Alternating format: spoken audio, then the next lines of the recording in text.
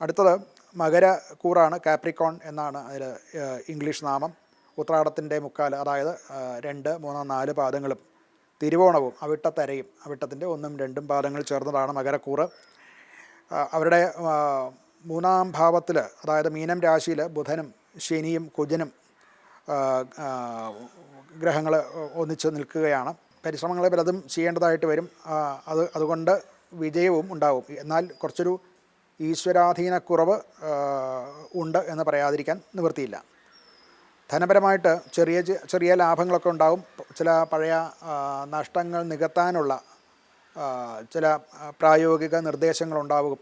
അത് അനുസരിച്ച് പോയാൽ നമുക്ക് പഴയ നഷ്ടങ്ങൾ പരിഹരിച്ചു പോകാൻ സാധിക്കുന്നതാണ്. ആരോഗ്യപരമായിട്ട് ശരാശരി ആരോഗ്യം അപ്കീപ്പ് ചെയ്യാൻ സാധിക്കും. മറ്റു രോഗങ്ങൾ ഒന്നും വരാനുള്ള സാധ്യത കാണുന്നില്ല. രോഗങ്ങളുള്ളവർക്ക് അത് കുറച്ച് കുറയുന്നതായിട്ടും കാണാവുന്നതാണ്. കുടുംബപരമായിട്ട് വലിയ തെറ്റൊന്നുമില്ല.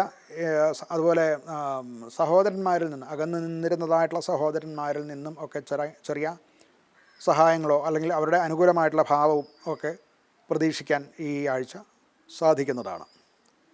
ഇവർക്ക് പരിഹാരമായിട്ട് ശാസ്താവിൻ്റെ ക്ഷേത്രത്തിൽ ദർശനം നടത്തുക, എള്ളുതിരി അഥവാ നീരാജനം നടത്തുന്നതുമൊക്കെ നല്ലതാണ്.